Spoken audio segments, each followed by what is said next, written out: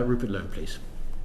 Thank you, Chairman. Yes, I think the committee is keen to understand that when you get some over-optimistic assumptions and some projects that arguably are about to fail, that you actually identify them and deal with it.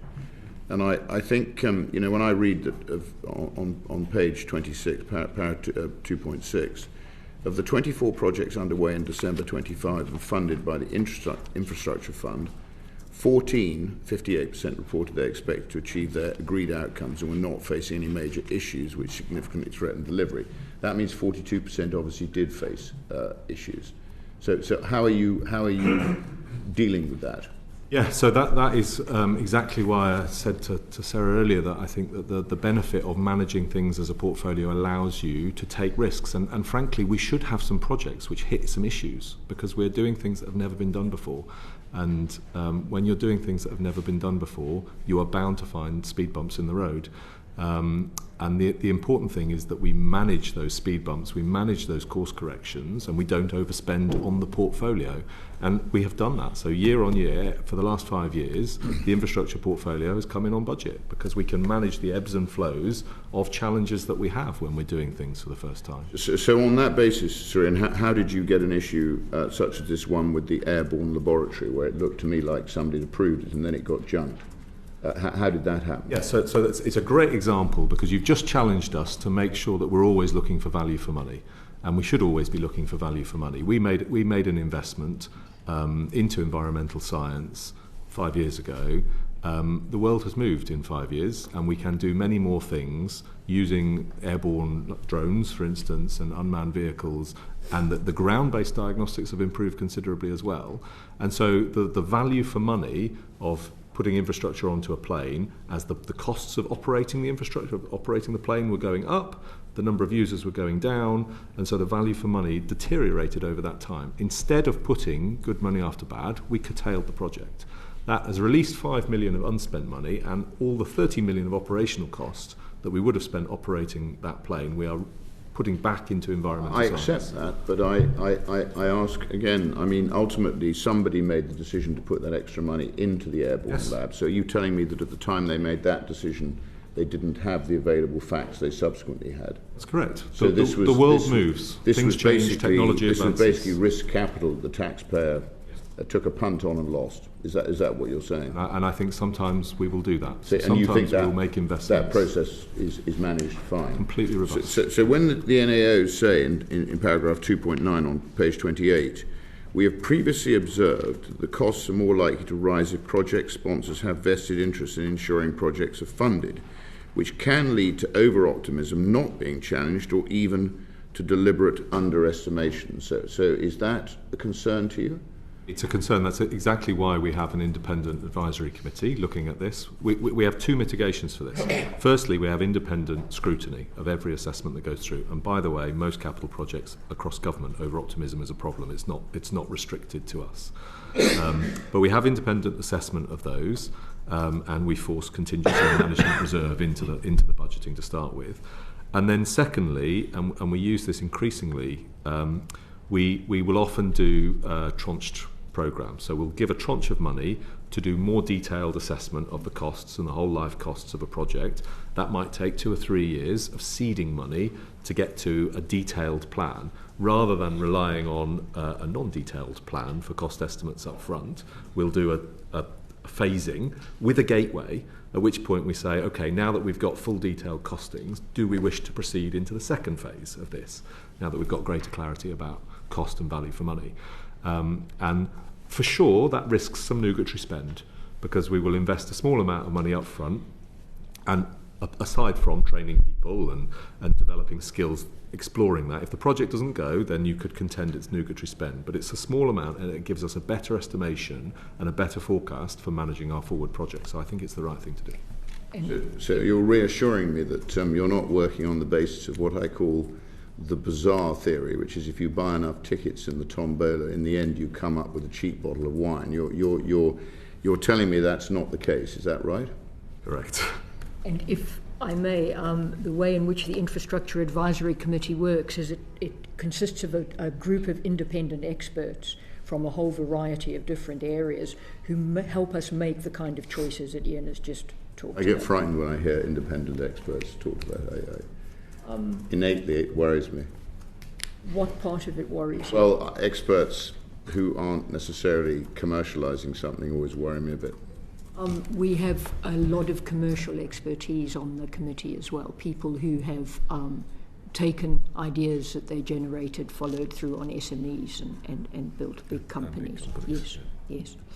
Yeah, so intellectually, as I said, I don't like this centrally planned approach, but let's assume, as you say, Surian, you've now whipped it into shape and you feel you've got on top of it. Michelle says you're doing it very well, so we're encouraged to hear that. But I think for me what's interesting, and the question I have is, if you are going to have this approach to using taxpayers' money to take risk and develop new businesses in the cutting edge sort of sphere of where we're going, and as Geoffrey says, I do quite a lot of EIS investment myself, so I do understand that. But I also understand that what often happens with early stage companies, you invest quite a lot of money on several rounds to get, takes a lot longer than you think to get somewhere, and then it explodes.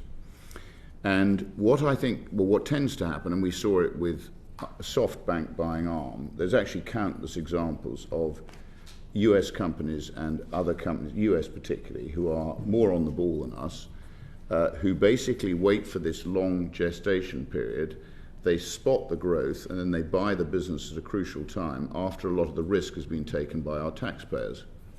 So I think the question the committee would like to know is given that you're doing it the way you're doing it, and given you feel you're doing it well and you're on top of it, if you do come up with a company which is going to change things, and we know Britain is very good at innovating, a lot of the best inventions come from Britain, a lot of the best sports come from Britain, virtually everything good comes from Britain originally. But often we then let ourselves down by not capitalising on the actual brilliance of the idea. So how can you reassure us that you are going to protect the interests of the taxpayer and actually let them enjoy the benefits of the risk they've taken and not give that to somebody else, which I suspect has been happening in the past? Yeah, perhaps if I come in on the government aspects of this and then ask Ian to follow on. I think the first thing I'd say is, we do look very closely at the comparison to the US.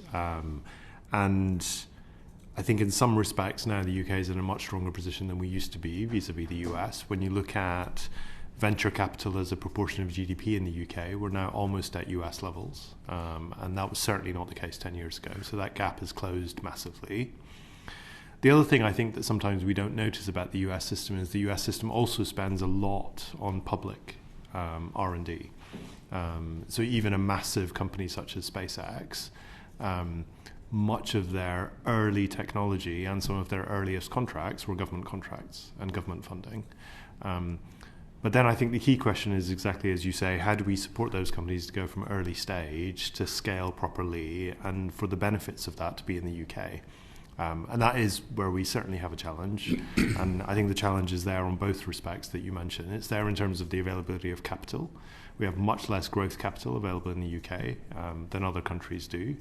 We're in a stronger position than most of Europe, but not as strong as the US. That's why the government's been so focused on bringing more pension capital into that growth stage, and the British Business Bank helping to cornerstone some of that private capital. But I think the move there has probably been slower than we would have liked to see. I think we're starting to see some pension funds move now. We'd love to see more of that happen. They certainly have enough capital to deploy. And if that growth capital could come, more if it could come from pension funds, we then I avoid think an we'd be in a intellectual stronger debate position. on whether it's right for pension funds to be taking vast amounts of early stage risk, but yeah. But they would do it on a portfolio basis, yeah.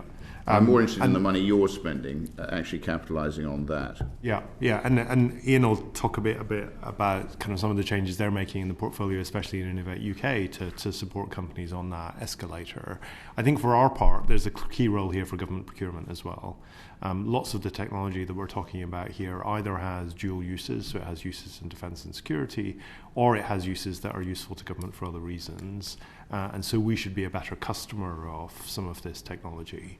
And through doing so, we can help these companies to grow. And that's why I picked out earlier the examples in relation to high-performance computing and quantum computing. These are two obvious cases where government is a customer in the market, by no means the only customer, but is a significant customer. And we should absolutely use our power as a customer to help UK companies to grow. Well, I don't think we've done that historically, and I think we do need to do that much more. I think that's a very good point. The committee would agree with you on that. I mean, on Monday we heard Sizewell C, which is basically spending vast amounts of money on aging technology coming in from France rather than using modular technology which Rolls-Royce has developed. So I think you're right about government. There's not a lot of joined-up thinking. But and to your point also, a lot of the things that you are investing in, and Surian has mentioned some of them, rely on cheap power, because power lies at the heart of almost every innovation now. And Britain has the most lunatic energy policy, which means we have the most expensive energy almost in the world. So energy lies, and that's why Musk's trying to put stuff nearer the sun so he can generate more power more cheaply, and he can drive all of these supercomputers and all of the development he's going to do. So do you feel that this energy policy is holding you back in what you're trying to achieve? So we are conscious of many of the companies that we want to see win do have high and escalating energy costs. That's something that companies raise with us a lot.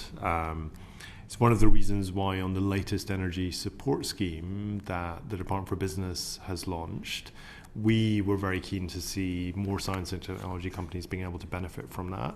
And the scope of it does allow them to benefit. And the Department for Business is currently working through that process. So I think that will be helpful to many of the companies that we want to see grow.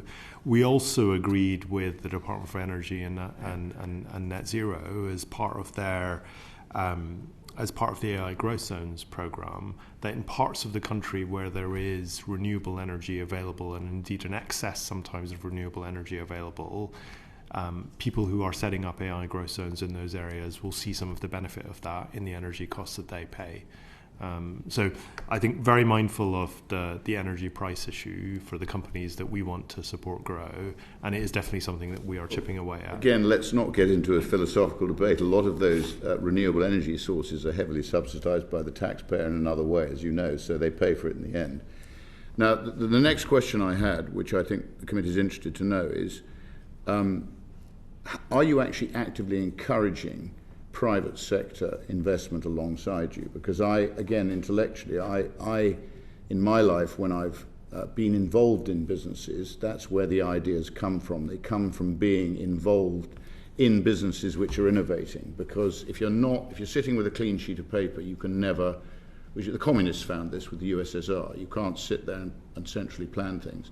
You actually need to be involved with industries that are innovating, and they will then pull you overboard. So are you actually actively looking, I think this is probably for you, Surian, at co-investing or encouraging the government to give businesses tax breaks? I mean, EIS is a functioning tax break, but you could give them research tax breaks, R&D tax breaks against their P&L. And that arguably would then devolve rather than accrete this sort of selection process which you're talking about. So are you actually looking at that?